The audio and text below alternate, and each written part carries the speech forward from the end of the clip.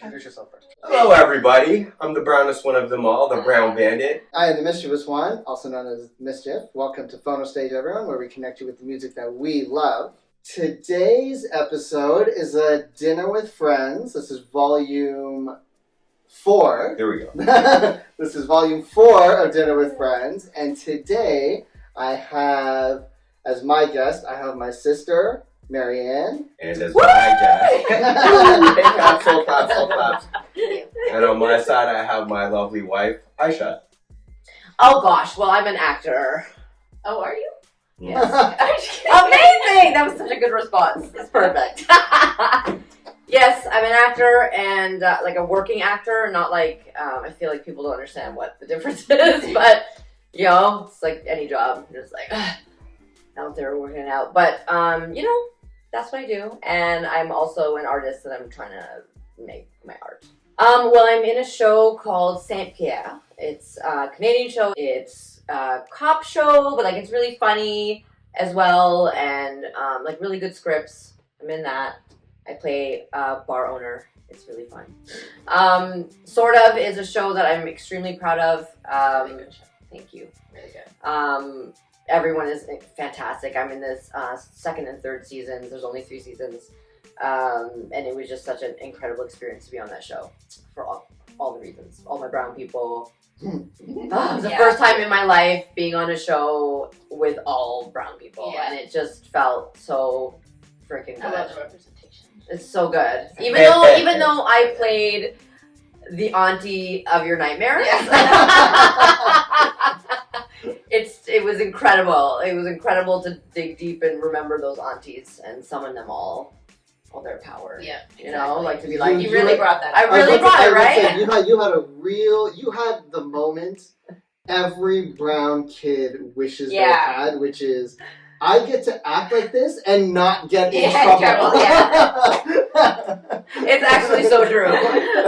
But also really try to, you know, show the reasons why they are like that. Exactly. Like the depth behind it is so important, right? Sure. But anyway, that's probably something I'm the most proud of. And Star Trek Discovery, those are probably my top 2, like, pride moments. You should be proud. I had to do some ninja business. Yes, that's right. And got tennis elbow for 9 months. Oh, oof. Yeah, okay. so no more of that. I'm too old. I would love to do an action movie, but I want to be like the old wizard lady who just has to go, Oh yeah, just a you little know, hand, just has to go, hand movement. and then they fucking fall over.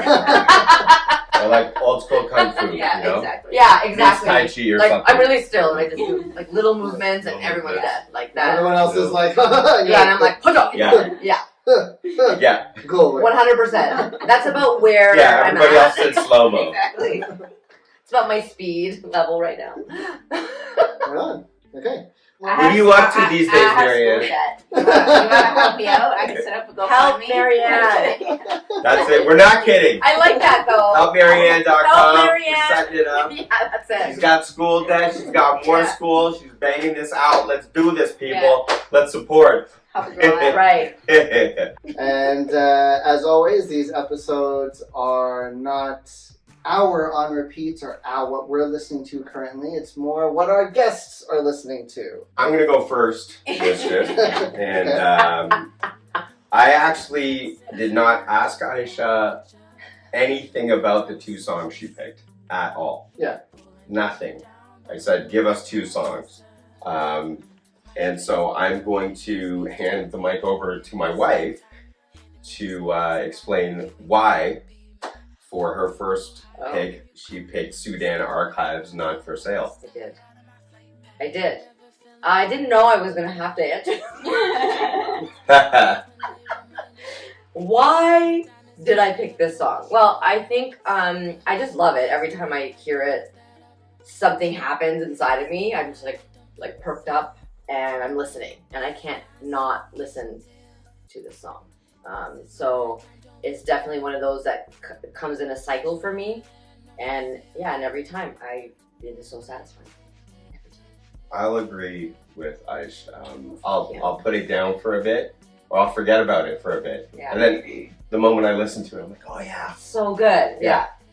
Beat makes me want to do. Yeah. Oh. As soon as it comes, just. Oh, that's how. Okay. So, Brittany Denise Parks, better known by her stage name Sudan Archives, is an American violinist, singer, and songwriter based in Los Angeles, California. A violinist. A violinist? Is it violinist? Violin. Yeah, violinist. Yes. Was it violin in the song? Yes. Yes. We'll get to that, Mischief. Okay. Parks learned to play the violin by ear as a young child in Cincinnati, Ohio. She's released 2 studio albums to date, Athena and Natural Prom Queen.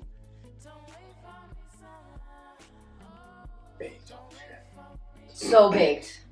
Okay, she began playing violin in 4th grade, learning by ear, and her stepfather worked at the Atlanta-based record label La Face Records, and he encouraged her to form a pop duo called N2 with her twin sister Kat. However, she realized that she would rather not be in a band or in a duo or in a group. She stated, "I felt stifled. It wasn't good for my creativity," which I get.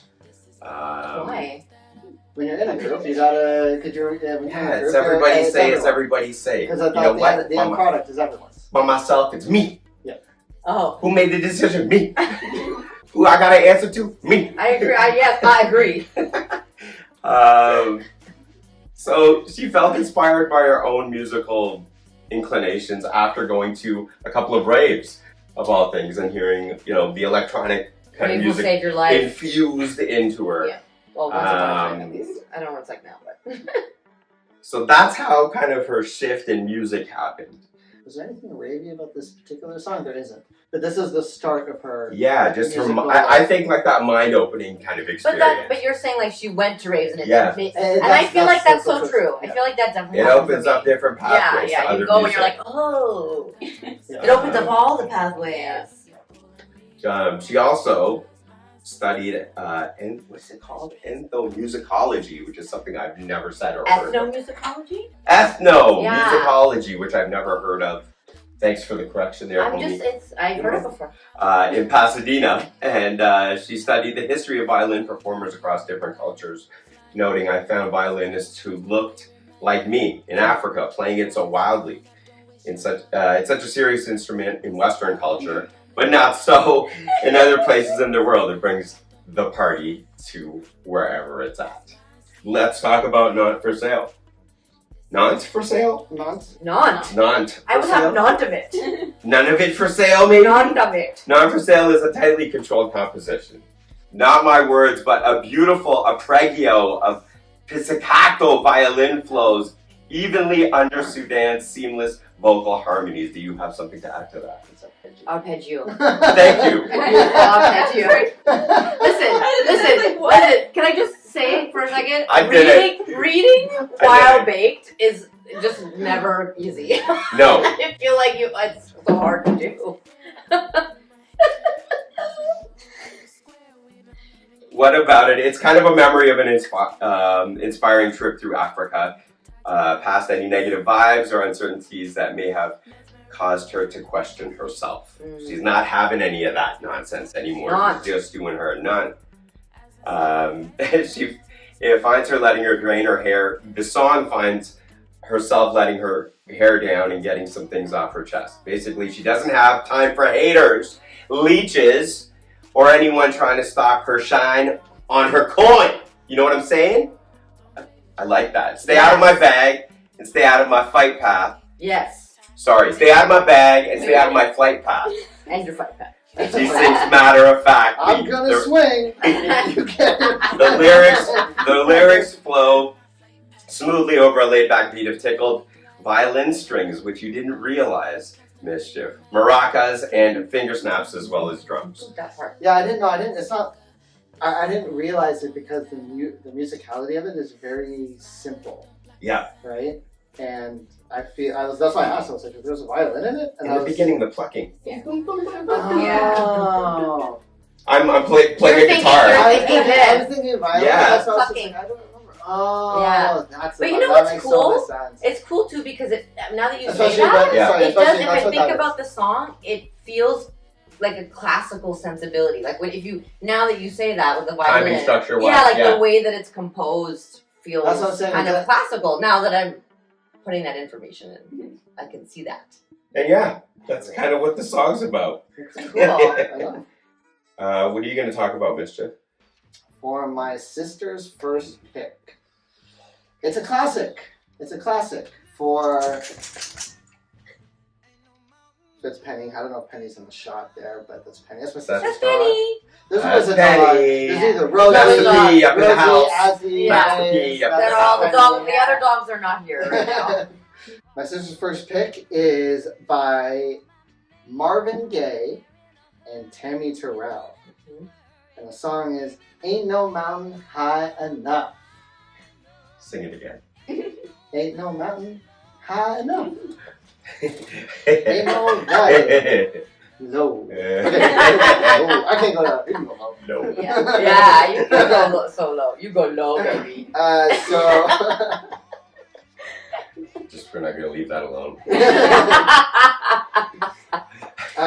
so Marvin Pence Gaye Jr., born 1939, died in 84. How? Didn't his father shoot him or something? What? Is it? I Yeah. don't want to say that. Well, now you want me to look into it. I don't Yeah, know. we got time out. In 1984, Marvin Gaye was shot twice following an altercation with his father after he intervened in an argument between his parents. Damn. Oh my I'm God, so that glad was- we knew You're a that. big man. We You need a big man We were glass. old, so Yeah. we knew that without the fucking computer, okay? Okay. What? So that's news to me. But yes, Marvin Gaye Jr. Was an American soul and R&B singer, songwriter, and musician. Marvin Gaye is actually known as someone who helped shape the sound of Motown during the 60s, which earned him the nicknames Prince of Motown and Prince of Soul. And That's then accurate. Beautiful. Yeah, very accurate, right? Like Tammi Terrell. So Tammi Terrell's real name is Thomasina Winifred Montgomery. wow. You had me at Winifred. I know. I was like, whoa. She was born in 1945 and died in 1970, and I have no idea how she died. She's an But American. that's singer. young too. Yeah. Yes, 40. Yeah. That's 35. That's very young. See, 35. you should look it up. That is 35. So she's a singer, songwriter, and majority of her duets were actually done with Marvin Gaye. Okay. Now, before I get into anything else, as Bandit dropped on his wife, I am not dropping it on you. Why did you pick this song, Maryann? I mean, it's a classic. It's a beautiful song. I love it. It's catchy. Can't help but sing along. And then the other thing too is that like I have somewhat of like nostalgia with it.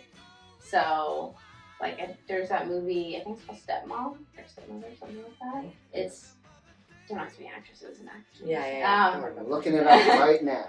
But it basically is about a stepmom. Yep, that's it. That's it. Oh, Yeah. Susan Sarandon. Yeah. I love her. So And Julia Roberts. when I was a kid, I used to watch that with my mom. Oh. I love that movie. Oh. And in the movie, the stepmom is trying to kind of form a relationship with her husband's, who's a lot older than her, kids.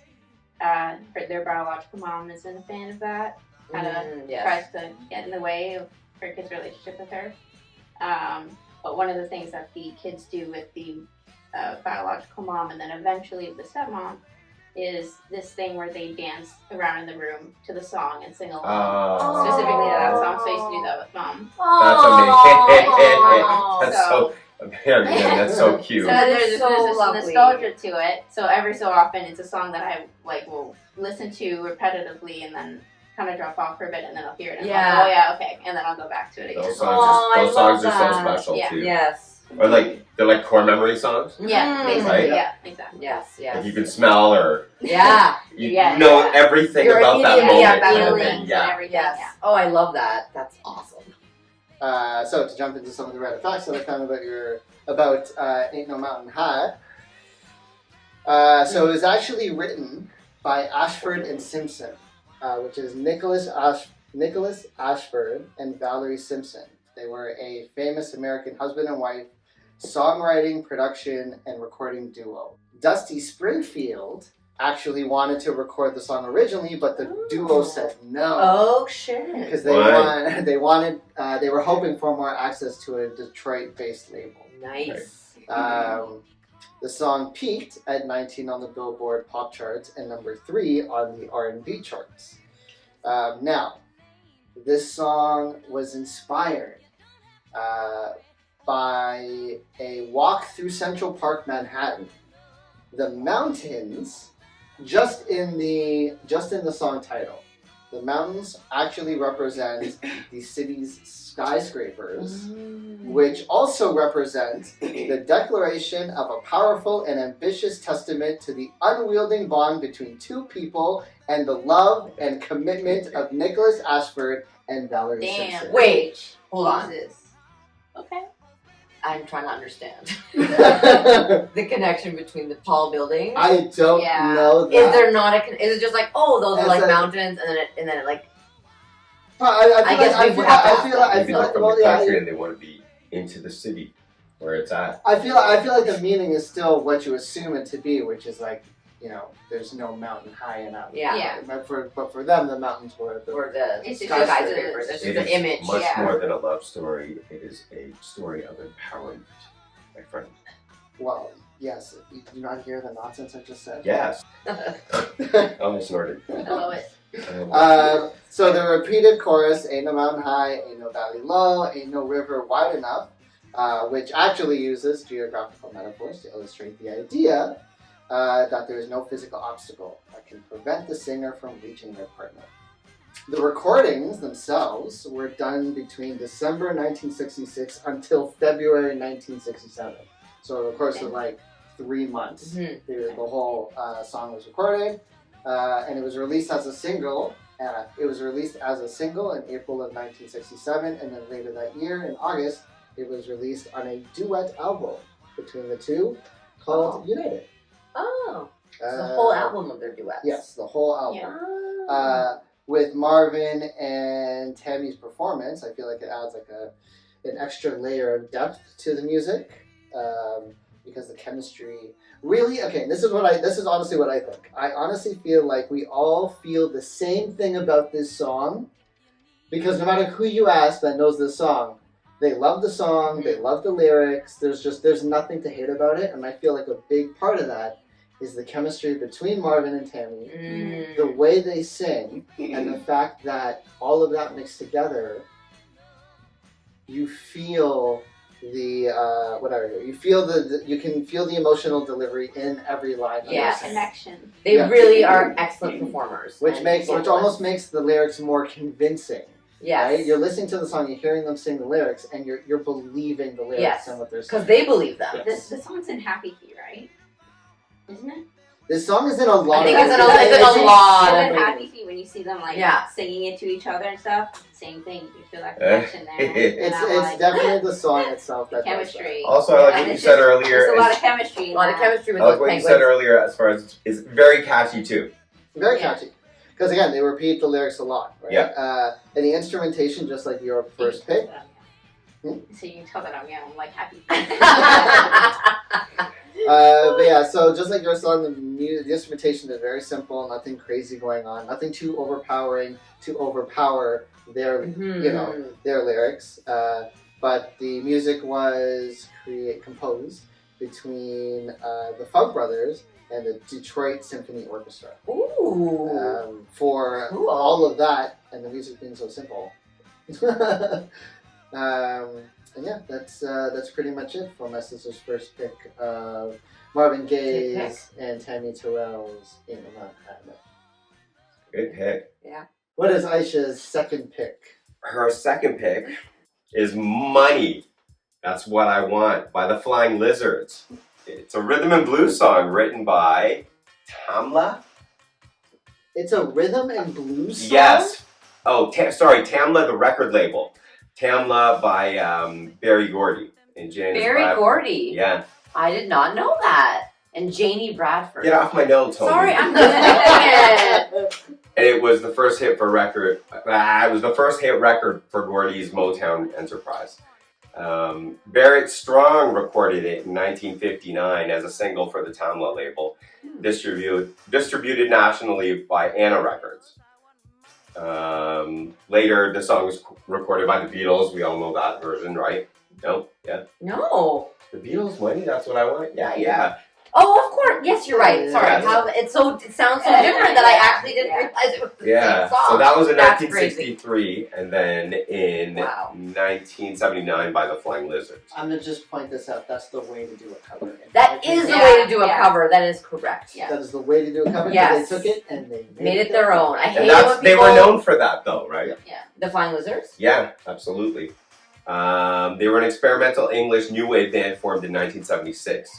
And they are best known for their eccentric cover version of Barrett Strong's Money, featuring Deborah Evans Strickland on lead vocals, which reached the UK and North American record charts in 1979. They followed this with their self-titled album that year, which reached number 60 in the UK charts. So, Ayesha, Yes. why'd you pick the song? I love this song. I don't care that it's fucking popular. It is so... It's like I can envision this woman. Yeah. You know what I mean? Like I know who this woman is. Like I feel like, again, because it's a cover and they really did such a good job of doing the cover, I didn't even realize that it was the same song as the Beatles. Like that's crazy that I didn't make that connection. That's great because I know that Beatles song, right? Yeah. But it's just so, it feels so much from her perspective. Yeah. It feels like she just got on stage and grabbed the mic and was like, it's what I want. Like she just Yeah. like You did the whole performance. like she's like, listen, bitch, give me that microphone. Money. Okay? And I'll add that no matter what, inside, that's what you're doing when the song's Absolutely. done. That's what time. That's what I want. You know? Or out loud. Yeah. Either way. It makes my body want to There's move no a certain regular way. face. Yeah. No, there's no regular face. Like you have to act it out, right? Yeah. And of course I enjoy that. So yeah, that's why. Because I love it. I dance to it makes me so happy. I'll get back to the band, but like Very the Flying new Lizards wave. version of Barrett's Money Very new wave. remained popular and New was wave. used in the film soundtracks, The Wedding Singer, Empire Records, Charlie's Angels, Lord of War, Emmy and Golden Globe Award winning American television medical drama, Nip and Tuck. Oh. Remember that? The documentary series People's Century, and in Ashes and Ashes. So anyway, as well as Life on Mars. It's been in tons of things since it came out right to now. Yeah. I kind of feel like it's I actually didn't know it was in song. I kind of feel like it's like a weird, like, I don't know if this is the right word to use for it, but like a cult classic. Absolutely. Everyone, It's like a it's cult everyone movie. knows the It's the song. music version of a cult You can movie. ask anyone and they'll be like, I don't know that song. But then they'll hear it, and as Yeah. soon as the Yeah. lyrics come in, Yeah. oh yeah, I know this song. Yeah. Yeah. Yeah, so monotone, right? Yeah. And then she's so like, she's like not even singing or I don't know what she's just talking. She's like, that's what I want. You know, like it's not even. Very a lot of sass. Yeah, a lot of sass. I love it. I actually don't have I don't have too much more to say about them. They covered Summertime Blues, which they made their own as well, but it didn't get such notoriety, Oh, I don't kind know. of thing. And they did cover albums of different songs over the years, but Money was their one. Mm-hmm. I don't want to say they were a one-hit wonder, but kind of. They seem like just like an obscure band. So like they had this one pop hit, but they're Yeah. like they still made music after. Is that right? Like Yeah, how long are they? Like how long did they? Perhaps I'll agree with what you're saying, Yeah. but they never had that like pop success Yeah, or chart right. success rather Right. after that, right? Yeah, and if I think about it, like I've heard it since the 80s Mm-hmm. kind of thing, so close to 79 kind of Yeah. thing, but we have heard We it have, yeah. since mid 80s probably. I'll attribute that to your sister as well. Yeah, for sure. I was Um, gonna say, can I just interject for 1 second? I was actually gonna say that 1984, the reason why we know that Marvin Gaye got shot by his father, because he was 10 and I was 8. Yes, we didn't So we were alive and we didn't Yeah. exist. conscious Yeah. enough to We know didn't what was exist at happening. that time. I It's came like- 4 years later. It's actual lived knowledge. It's really I'm just going to throw this out there. Yeah. Just on Spotify alone. Money has millions of listens Damn. Yeah. as opposed to every other song Yeah. by them, by them. right? So this was definitely their song that made it. Yeah, that Okay. made it huge. Yeah. Or pull it up. Look, it's money, money, money, money. Yeah. And the 12-inch Money, version. money. Actually, he did. David Cunningham, who was the head founder and lead founder of the band.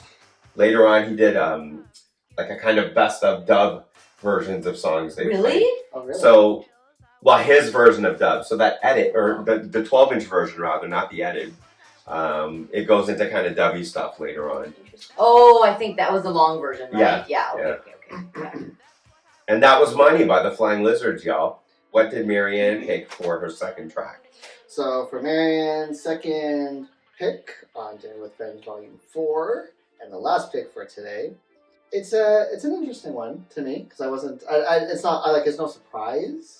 I guess for what I know that my sister. She's a brown gal. Them. I just I'm surprised. it was a little bit of a surprise, but not like why is she listening to us kind of way. Just like okay. No, I agree. It was a surprise for us too. I didn't know it before. I didn't know it either. I also did not know it. For her last pick, it is by Priya Ragu, and the song is called Kamali. Kamali. Now, give me a damn second. Yeah. Okay, so Priya Raghupathy Lingam, born 1985, is a singer-songwriter from Switzerland.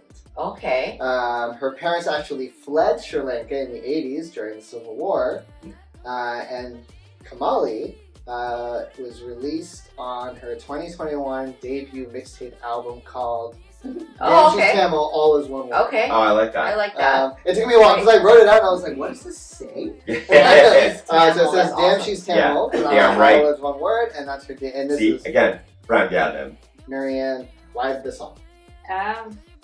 Well, first of all, another thing, it's just catchy to me. A lot of my music that I listen to is just very dancey usually.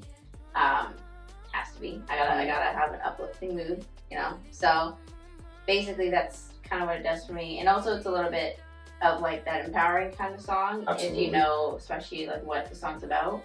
And it's just very nice just to know like the fact that she's kind of Very giving the nice. spotlight. Very nice. Yeah, that's nice. That she's giving, that kind of spotlight to someone that, is from kind of back home for her, I guess.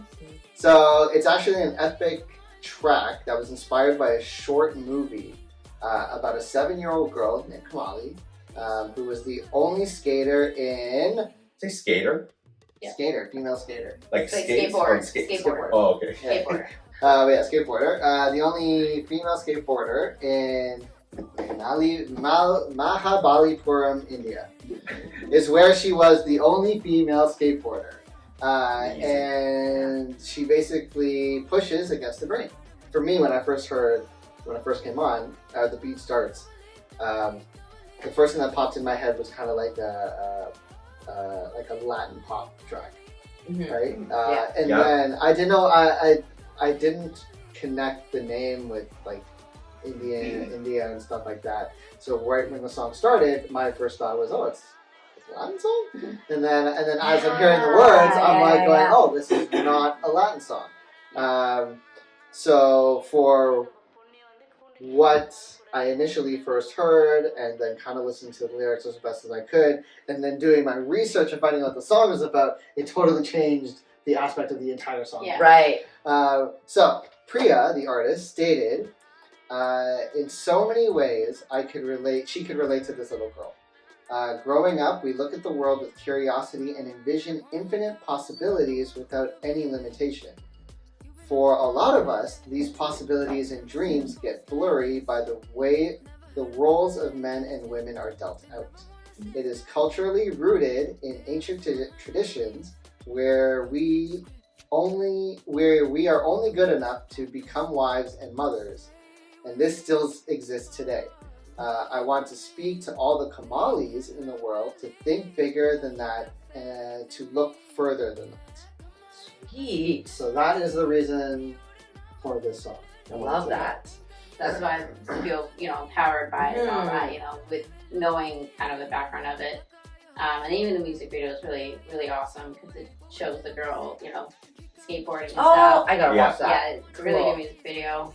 You get to see her and her mom's in it and everything, and then The artist mom? No, Or no, the no, skate- no. No, skater? it's like the idea of the mom and stuff. Yeah. Oh, okay, showing okay. Like in the relationship village, between she's them. trying to raise Oh, like. okay. Yeah, exactly. And then her daughter's out there, skateboarding. So Bunch of dudes awesome. just standing around watching. Yeah. It's I love it. Yes, and punk rock. It's empowering. Yeah. More empowerment. Yes. Yeah, your two choices are very empowering. Yeah, I like love this. it. Like up, I'm up. just like, I just You know, like mine. I just like to listen to it. And you're like, well, deep. But I have so many songs that I like, and I'm Yeah. very indecisive. I was like, I need to have something with meaning to it for me to Yeah. feel like this Yeah. is the one. So the person who actually created the music is her brother, who is also a producer, and his name is Jaffna Gold. Jaffna Gold. That's a great name. Jaffna? Jaffna Gold? Jaffna Gold. Sweet. Yeah, that's Maryann's last pick, and essentially the last pick for the episode. So what did you start with? I started with Sudan Archives, Nantes, for sale. And I went to the classic Marvin, Gaye, and Tammi Terrell's Ain't No Mountain High Enough. Then I suggested we chat about the Flying Lizards. Money, that's what I want. And then we ended off with Maryann's last pick by Priya Ragu called Kamali, a very, very powerful song. Well, that's it for our Dinner with Friends Volume 4 with my sister Maryann and My wife Ayesha, thank you two. I Round it off. am the Mischievous one. And I am the Brown Bandit. Thanks for joining us See you again. next time, guys.